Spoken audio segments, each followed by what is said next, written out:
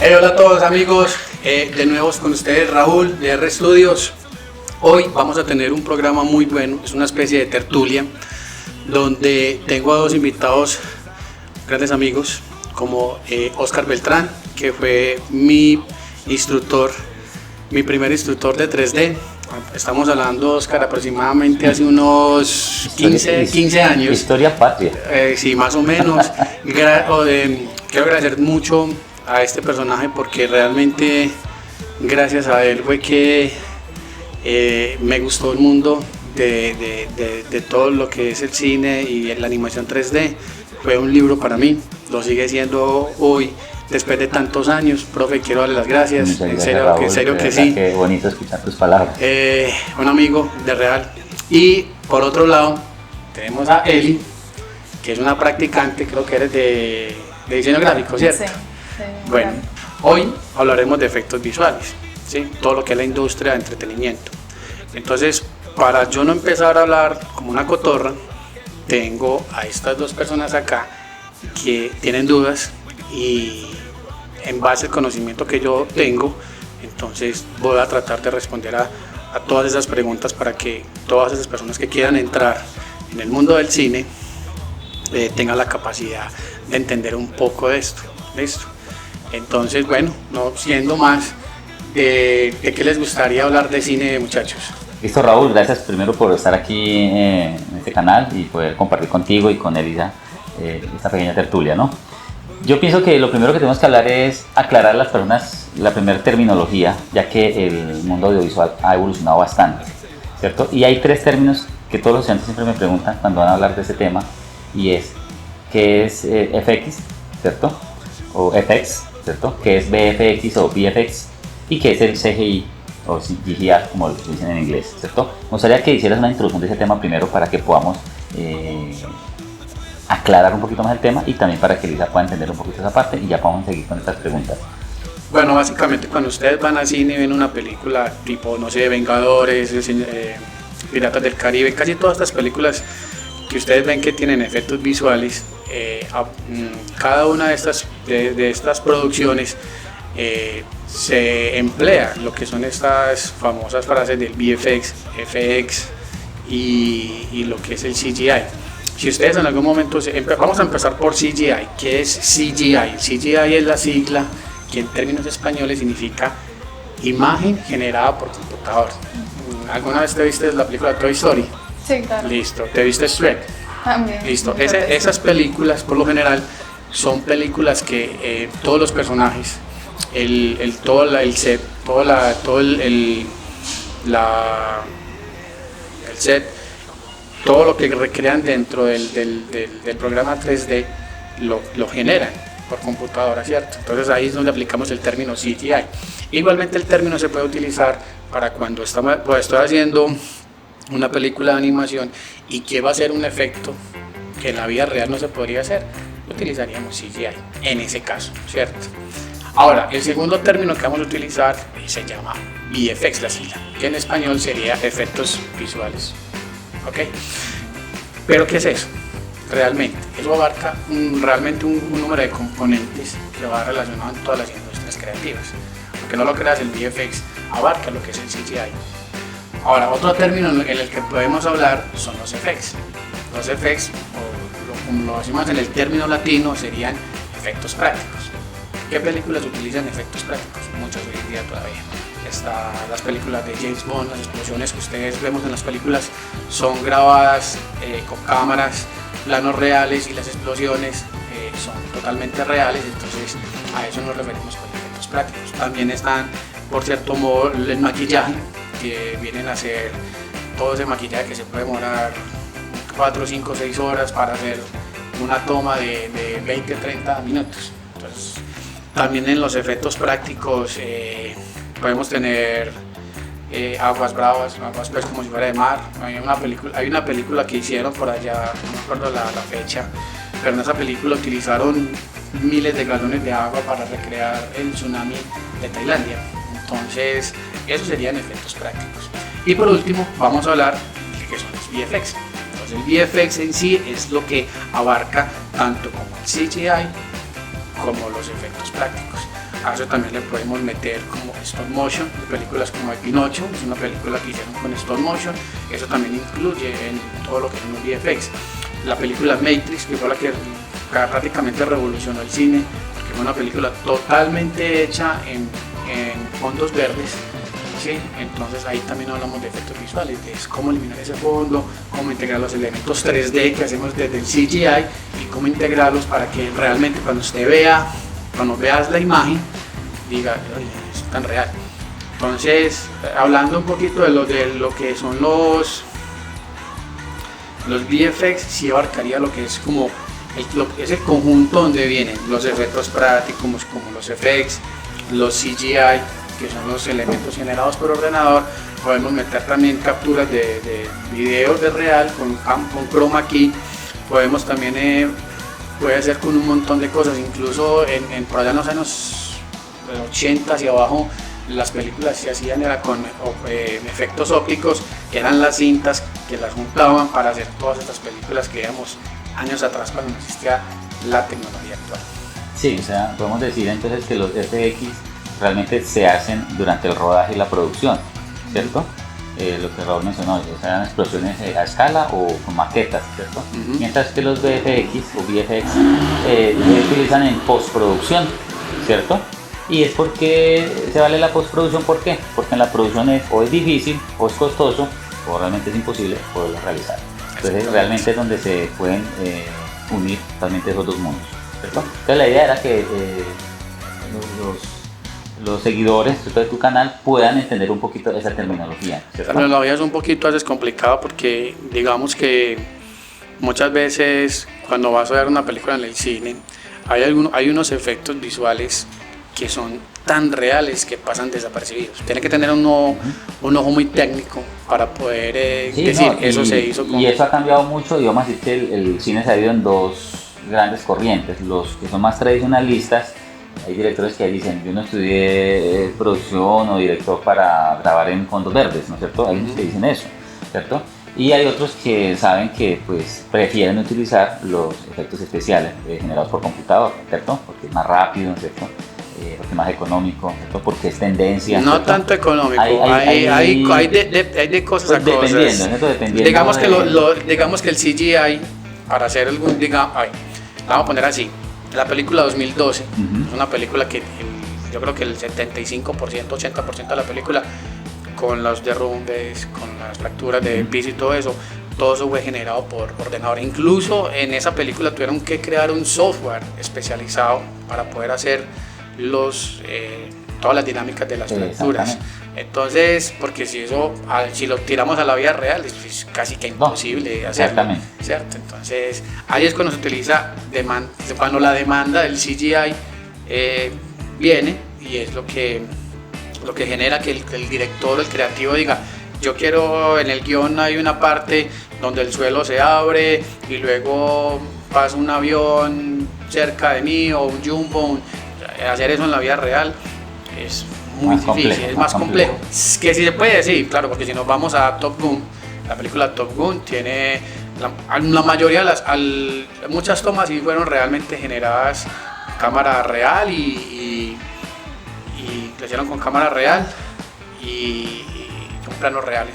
Pero en otros casos sí son generados por computador, pero ahí es cuando la gente no sabe en qué plano realmente puede ir. Y esa es la magia del cine, precisamente es eso, donde hay técnicas mixtas, se combinan todos. Ahora también podríamos decir que con los efectos visuales también hay artistas que utilizan técnicas de ilusión ópticas. Uno de ellos es este americano que se llama Zach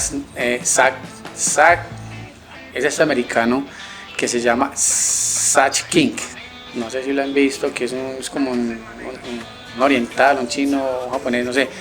Y él hace unos videos que se escapa y los montajes son a veces tan reales que uno dice, ¿cómo rayos hizo eso? Y entonces él utiliza técnicas,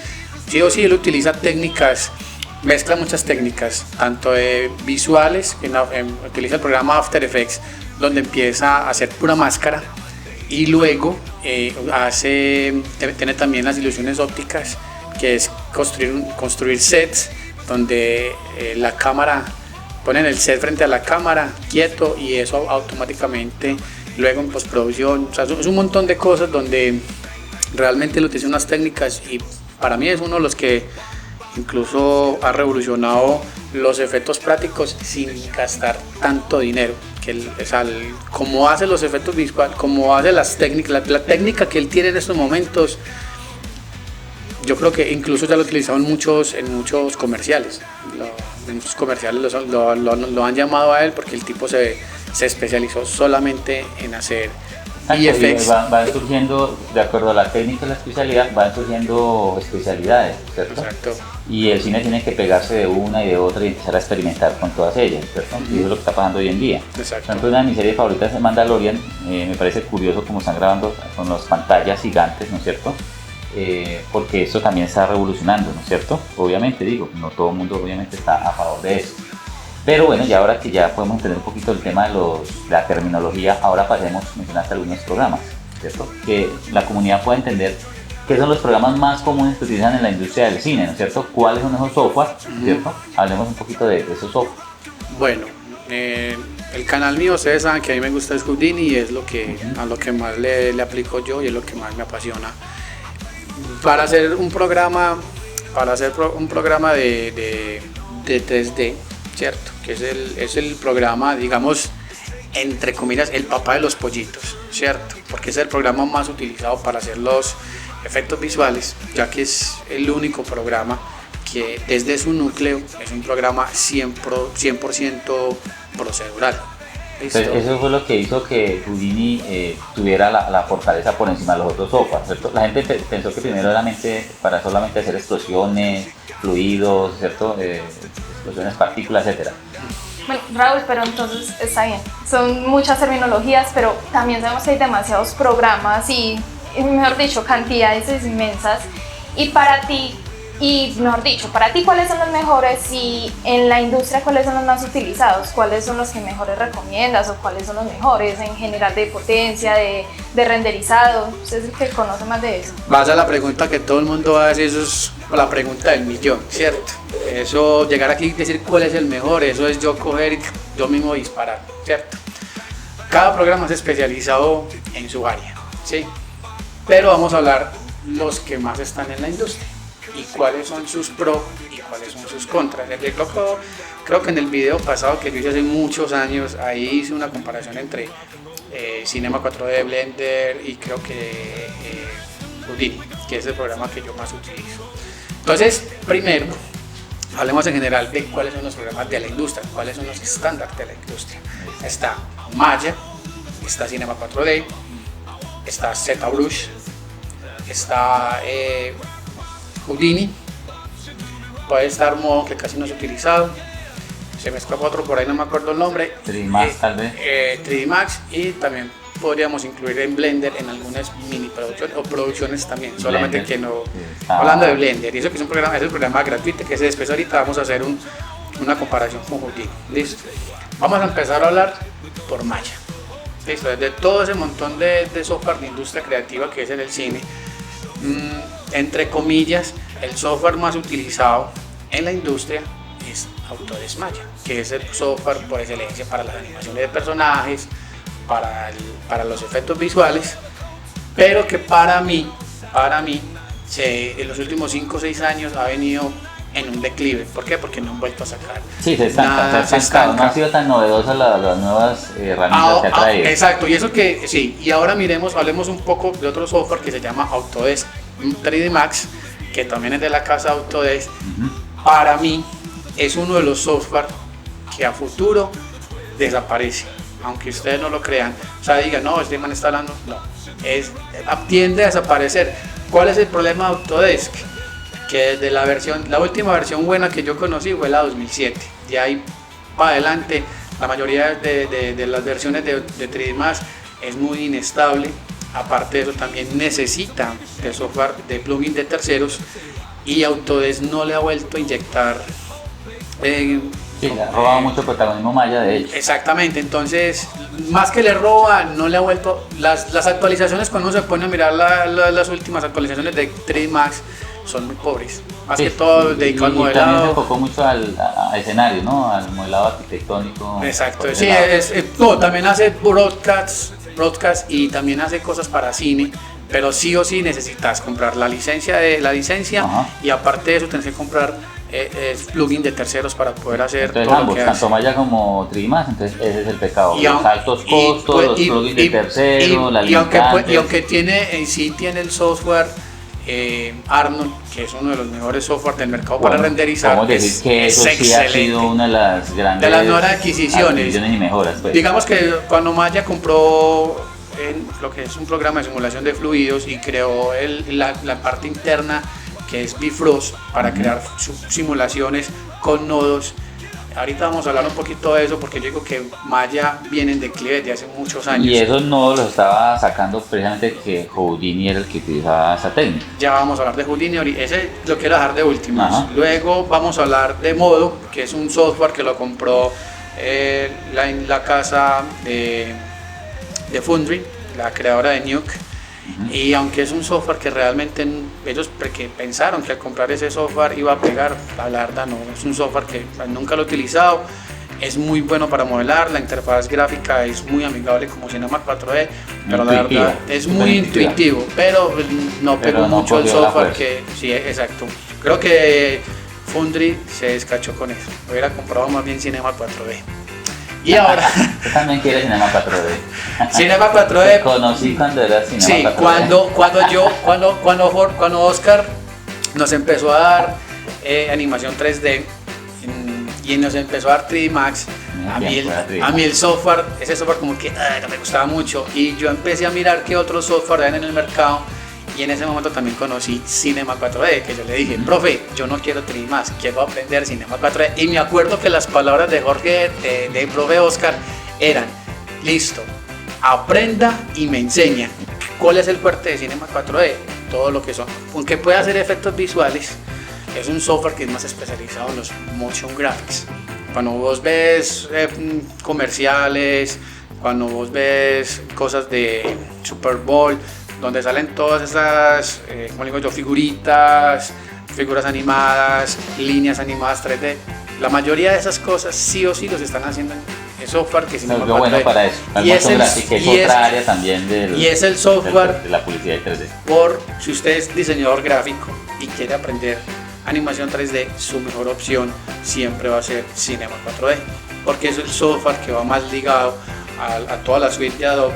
Y ese lo combinaría yo con After Effects también. Ese es como los que se pelean, pues. Yo siempre he dicho que sería muy brutal que Adobe o Maxon se juntaran y quedaran en uno solo, que este el paquete sería completo.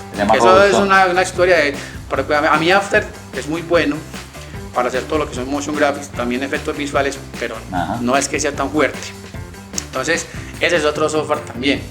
Podemos hablar también de ZBrush, que es un programa totalmente para esculpido, Avatar, Transformers, la mayoría de las películas que llevan efectos visuales, personajes, los kaiju, todos esos programas, sí o sí, todos pasaron por ZBrush. O sea, es el programa el programa más importante. Sí, porque va enfocado al concept art. Pero más que todo del modelado 3D. Que lo haya comprado Maxon. Cuando Maxon era de Pixologic, cuando ZBrush era de Pixologic, usted compraba la licencia y era a perpetuidad. En el momento que Maxon lo compró y dijo, no, tranquilo que eso no va a pasar, al año siguiente ya a usted le cobran una mensualidad. Entonces, pues, eso es una cagada ahí cometieron una cagada. Sí, aunque las industrias siguen comprando el paquete porque lo necesitan, porque es muy poderoso, pero a mí me parece que tienen que retractar después la comunidad no deja. A mí me parece que fue en ese momento cuando muchos software estaban comprando aquí y allá software para mirar cuál era el software más poderoso, y les voy a decir exactamente por qué pasó eso.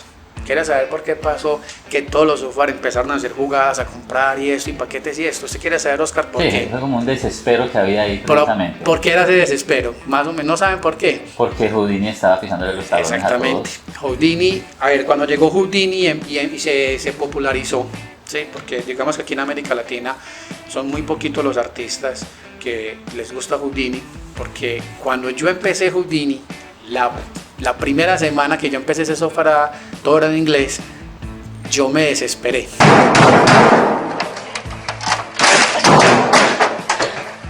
Yo me desesperé y lo desinstalé y dije, no, eso no es muy difícil. Pero luego yo ya veía películas y yo decía, ¿esta película con qué software lo hicieron? Y todo era con Houdini. Y los reconocimientos que recibían las películas. Exactamente, por ese software. todo. Entonces yo dije, no, tengo que aprenderlo. Llevo, ¿cuántos? 12 años aproximadamente con Houdini.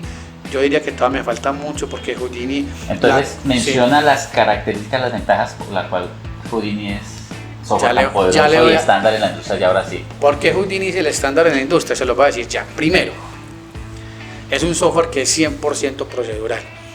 Es un software que cada año, cada seis meses, en el año sacan 2 actualizaciones.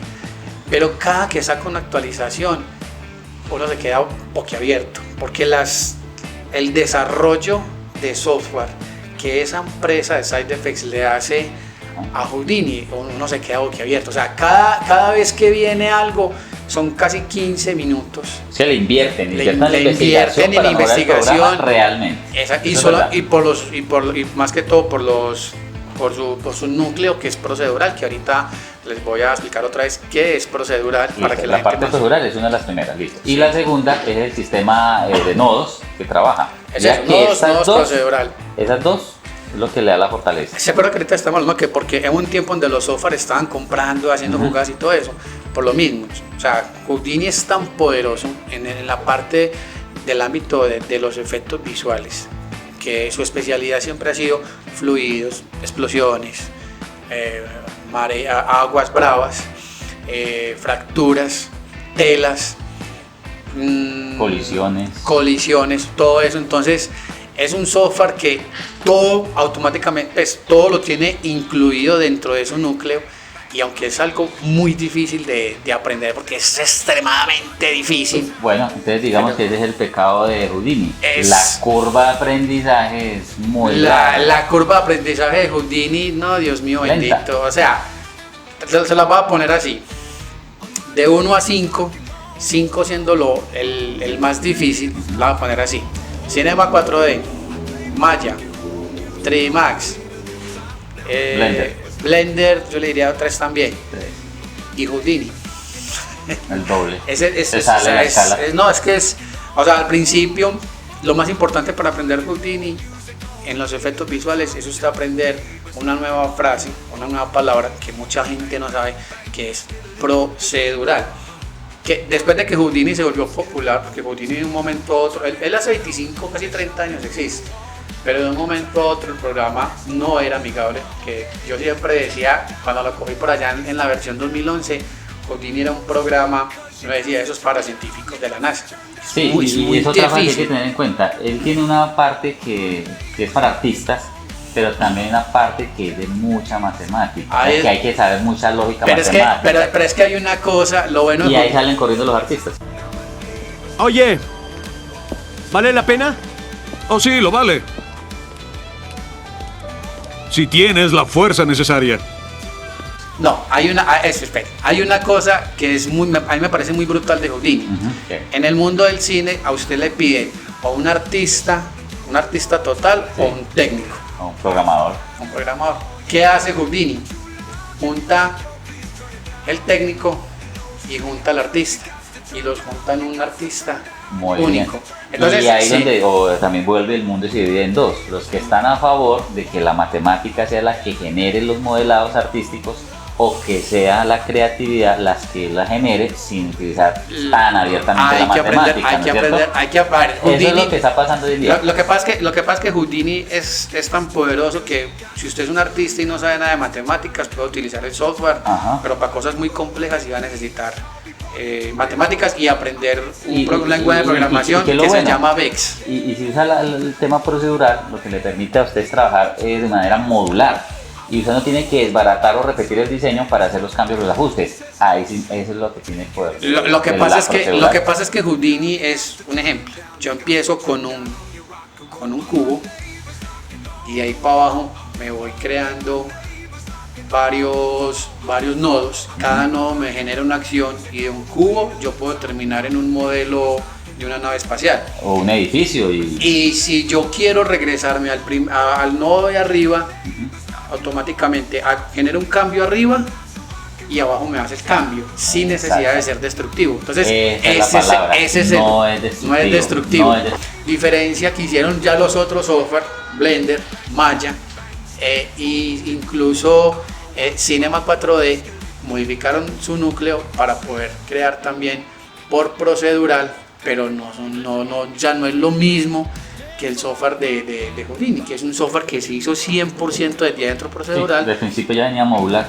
Ya pero, el otro no. Exacto. No, tendría que hacerlo de cero si querían igualar. Eso fue lo que Maya quiso hacer con Bifrost, pero se despelocó, no fue capaz, e incluso el desarrollo de Bifrost paró.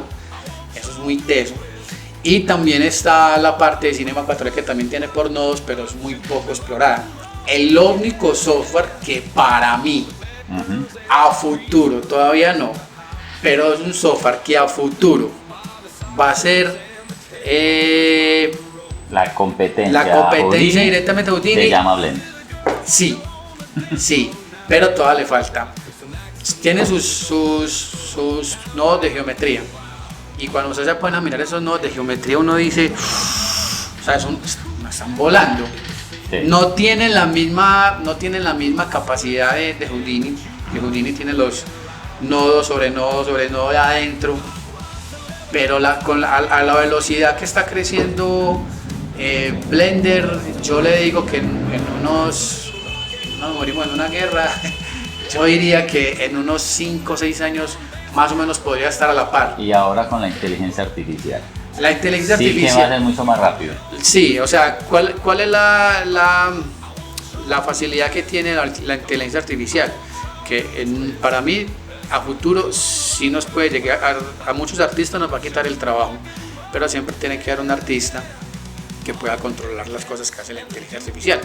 Bueno, ese es hay un mito bastante grande que hay que muchos usar artistas. Para otra charla que tenemos que tener también. Sí, yo creo que sí. Inteligencia artificial, porque hay bastante tema para cortar ahí. No, es que de los VFX podemos hablar un montón de cosas, pero para mí lo más importante que yo quiero que sepan es que sí o sí, y esto no lo puedo decir, o sea, no puedo decir que Houdini es el mejor, porque Houdini es el mejor en muchas cosas. ¿Cuáles son sus contras? Houdini es un software que es muy lento de aprender, que es malo para el modelado. Y la comunidad para la parte de foros y esa parte también es muy pequeña, no está tan grande. Pero la comunidad más grande son Blender y Maya. Se encuentra lo que pasa es que en Houdini en Estados Unidos vos encontrás una comunidad grande. Bueno, el problema en inglés también. El problema en América Latina, que yo siempre he dicho que para mí es una cosa muy fea, es que la gente que tiene conocimiento lo amarra. Y el problema de los latinos es eso, que todo es individualista, si tengo conocimiento no lo comparto. El egoísmo también. Y el egoísmo, eso a mí me parece una cosa terrible, o sea, es horrible, y por eso en este canal es que realmente se quiere dar a formar todo lo que es Houdini, absolutamente todo lo que es Houdini. Y una cosa que sí les voy a prometer es que nunca voy a crear un Patreon para que entren y me tengan que pagar para poder entregarle materiales. Eso no voy con eso, porque hay mucha gente que... Yo he sido de los que veo un canal de Houdini y empiezan a dar tutoriales, y cuando me los piensan el tutorial llega hasta una parte. Entonces, si quieres terminar entonces paga el Patreon. Y sí.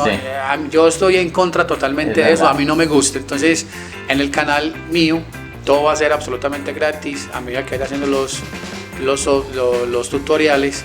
Y nunca les voy a pedir Patreon ni nada. Y esa es la alianza que nosotros queremos como WL Academy hacer con vos realmente, ¿no es cierto? Nosotros desde WL queremos fortalecer el clúster que ya se ha venido desarrollando durante varios tiempo aquí en Medellín, Antioquia, ¿cierto? Actualmente nos ubicamos en Bello porque estamos fortaleciendo las industrias creativas en la zona de Valle Aburrá Norte, ¿cierto? Esa es nuestra intencionalidad realmente, ¿cierto? Y poder sumar a los esfuerzos que ya están haciendo en Valle Aburrá Sur, ¿cierto? Con diferentes instituciones, amigos conocidos como Endilevel, como Niágara, ¿cierto? Que es una de las empresas también aliadas de nosotros, ¿cierto? Y próximamente vos también que estás aquí en nuestras instalaciones haciendo este canal y pues dando a conocer un poquito el tema de los efectos especiales. Elisa me hizo una pregunta también ahorita y tenía que ver con, bueno, y la parte técnica en los equipos, en los computadores, porque esa es otra limitante también que tienen los estudiantes, ¿no es cierto? ¿Qué es la configuración mínima que pueden tener esas personas que quieren estudiar o por lo menos iniciar en el mundo de los efectos especiales? Bueno, características, hablemos un poquito de esas para que podamos ayudarles a ellos también. No estamos en Europa ni en Estados Unidos, estamos en Latinoamérica, hay que ser realistas, ¿sí? En Colombia, veré muchos países de Latinoamérica. Cuando usted quiere armar un equipo, una de las cosas que desafortunadamente hay tan poquita gente en este mundo son los costos de los equipos, lastimosamente. Pero digamos que para mí el equipo más económico que usted se pueda llegar a hacer para poder iniciar con lo básico, estamos hablando de lo básico, porque yo sé que va a haber mucho por ahí que va a copiar, no, y ganar eso no, hay que tener en cuenta que yo me he sacrificado mucho para tener el equipo que tengo hoy en día y mucha gente también que está en este mundo, también conseguir equipos es muy costoso, tarjeta de video, o sea, todo. Pero voy a hablar en pesos colombianos y voy a dar también el precio en dólares para que la gente que me ve de otros países también tenga una idea más o menos de cuánto puede costar un equipo. Si no tiene, normalmente el equipo base, un equipo bueno, para uno poder trabajar simulaciones, fluidos, telas, hacer composición, tener mínimo 2 programas abiertos, estamos hablando mínimo 32 GB de RAM, en una CPU siquiera de 8 núcleos, recomendable ya subir a siquiera 16, disco duro de 2 teras, o un disco de 1 tera y otro disco de 2 teras, porque los caché cuando uno hace simulaciones, eso se le come a uno todo. Tarjeta de video, tiene que ser ojalá una RTX, siquiera 360 Ti para arriba. Si no, pues una GTX de 4 GB también te puede ayudar. Solamente que después vamos a hablar de las RTX en comparación, que son las tarjetas de video que maneja mucho CUDA y la tecnología de Nvidia para hacer los renders es mucho más rápido, ¿cierto? Entonces son cosas que uno podría empezar con una GTX de 4 GB, 16 de RAM y un procesador de 8 núcleos, eso es más o menos en peso, y con un monitor de 20 pulgadas. Yo creería que estamos hablando de aproximadamente en pesos colombianos unos 2.800.000 pesos, más o menos. En dólares estamos hablando de unos $900 aproximadamente, más o menos. Ok, entonces lo que tienen que tener claro la comunidad es obviamente procesador, lo primero que debemos pensar en el procesador. En Houdini tenemos que empezar más que todo en la memoria RAM, porque cuando hacemos simulaciones,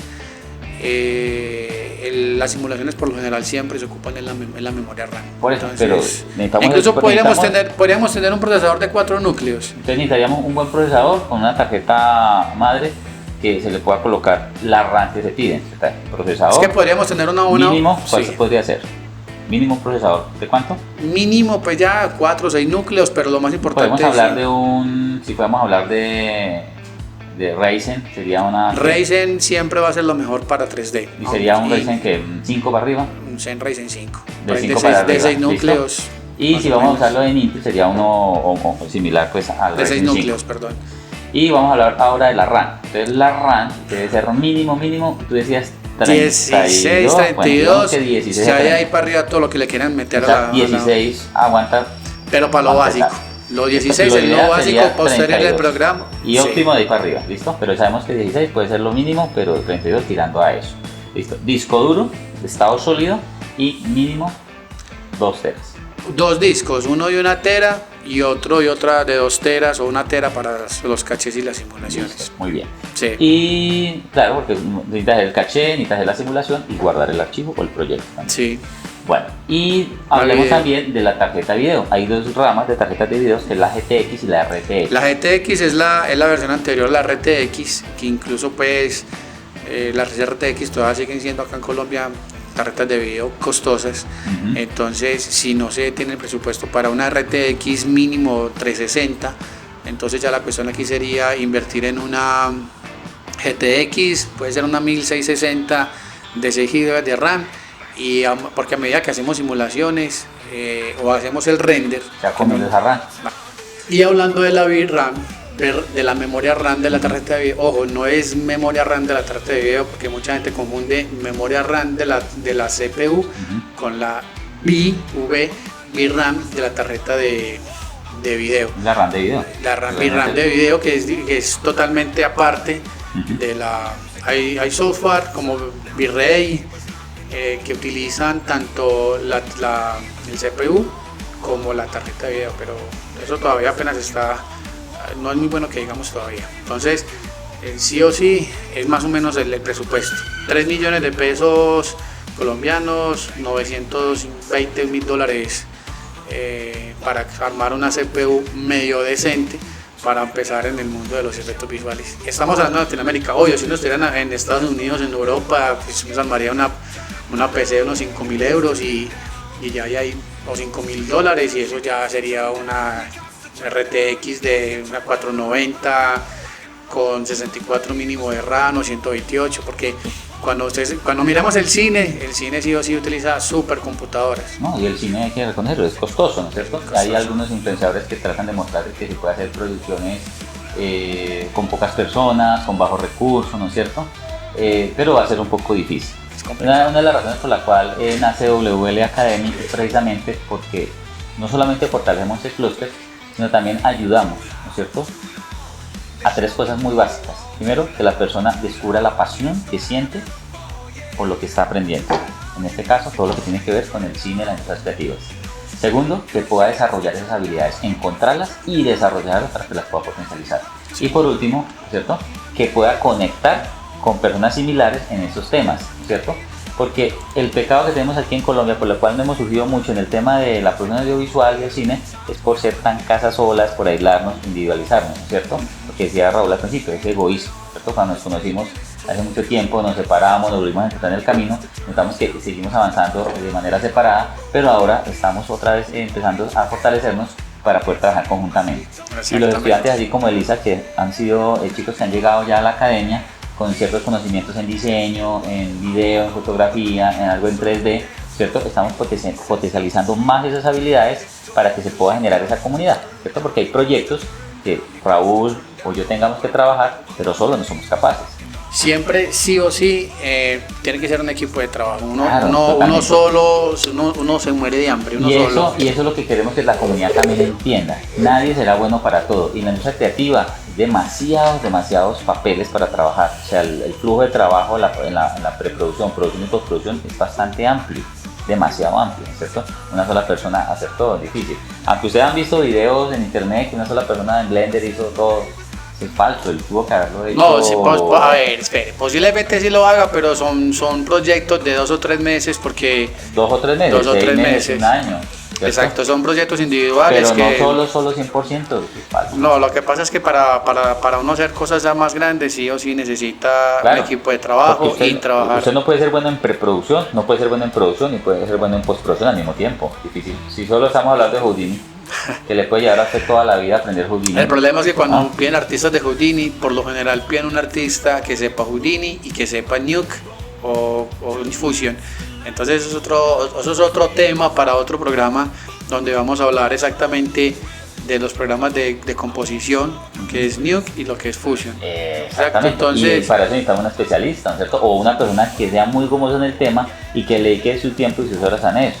porque yo no podré tener tiempo en haciendo libretos, guiones, producción, luego haciendo modelado, texturizado, animación, solo la animación ya es compleja, y luego tener que hacer tracking o hacer Es que para eso render. para eso están No. para eso están todos los departamentos. Eso es lo que queremos nosotros hacer en esa comunidad, ¿cierto? Que los estudiantes y los jóvenes puedan, ¿cierto?, conocerse en un lugar. No le hemos querido apuntar, Raúl, todavía a lo virtual porque queremos que la gente lo traje presencial y se conozcan y poder conocer. Oscar, lo que pasa es y que a futuro Oscar, sí vamos a trabajar virtual. pero es que aquí vengo yo. El problema es que, a ver qué es lo que estamos tratando de crear en OLX y en mi canal, cultura. Aquí no hay cultura, no hay cultura, entonces al crear esa cultura. Vamos a decir que la vamos a fortalecer porque cultura no hay. Aquí exista, en mi país es muy difícil de que exista esta cultura. Sí la hay, solamente que está desarticulada y hay mucho egoísmo, ¿cierto? En el tema. Por eso no la hay. Entonces lo importante es crear una cultura que sea como en Estados Unidos, en Europa o en Asia, donde trabajan en cooperativismo. El problema de Colombia siempre ha sido ese, en Latinoamérica, el individualismo. Desde chiquitos nos enseñan a ser individualistas. Profe Eli, muchas gracias por estar aquí en mi canal. Todo el gusto. Muchas gracias por la información, sabía tanto. Claro. Bueno, no, después vamos a hacer como más comparaciones en programas en vivo, Sí, incluso les recomendaría que aquí mismo en los comentarios nos escribieran qué les gustaría los temas que pudiéramos hablar, ¿cierto? Porque ya en la alianza con Raúl, ¿cierto? Podemos, ¿no es cierto?, incluso dar algunas becas, Raúl, a algunos de los muchachos, para que ellos puedan estudiar también acá. Profe, ¿por qué no regalas una beca ya que estamos aquí en el programa? Regales una beca para la primera persona que escriba y comente, que esté en el área metropolitana de Medellín, que no le regale una beca para el año entrante. Listo, entonces Hagámosle la iniciación a Judín, al año entrante. Entonces, que ellos nos escriban en los comentarios, ¿cierto? Primero, qué son los temas que ellos quieren hablar, ¿cierto? Que nos cuenten en qué están de acuerdo con lo que hemos hablado hoy, en qué no están de acuerdo con lo que hemos dicho, ¿no es cierto?, en esta charla, donde también sus aportes, porque eso es lo que queremos, que sea una comunidad de opinión. Y sí, vamos a dar una beca entonces a una de las personas. Nuestras becas duran 6 meses de formación. Obviamente tú puedes crear tu propia ruta de aprendizaje, ¿cierto? Puedes llamarnos al WhatsApp en nuestra página web. Ahí aparece abajito. Ahí vamos a colocar tanto la página web como el WhatsApp para que nos puedan escribir. Y sí, entonces vamos a decir que las primeras personas... La primera persona que comente, la primera persona en comentar y diga yo quiero, a esa persona se le va a regalar una beca. Listo. Tiene condiciones, tiene que ir en Medellín, en Bello, en Medellín, en el área metropolitana. Porque estamos ubicados en pleno centro de Bello. En el Valle de la Borra. Quien viva se le va a regalar una beca. Ese es como el requisito que tiene para que aquí no hay asteriscos ni nada para esa primera persona que no hay asteriscos, solamente la primera que comente y que diga yo quiero. Yo quiero, y si ve que no cumple las condiciones, pero tiene un familiar, un amigo y quiere cederlo, pues vamos a darle la oportunidad que la sea entonces. Perfecto. Pero esa es la primera persona que comente. Para eso tiene que haber visto el video hasta el final. Listo, genial. Bueno, muchas gracias a todos por su tiempo, por estar hasta el final, los que se han quedado. En serio que sí, el mundo del cine, del VFX, eso es una cosa de locos, y qué bueno crear una cultura muy bonita acá en la ciudad, donde podamos tener todo para que crezcamos como industria y siempre salir de esa mentalidad de que yo lo puedo hacer todo solo y ser egoísta con el conocimiento. Eso es lo que no debe pasar. O sea, todo sí o sí tiene que ser cooperativismo. ¿Okay? Un abrazo, espero que estén bien. Chao.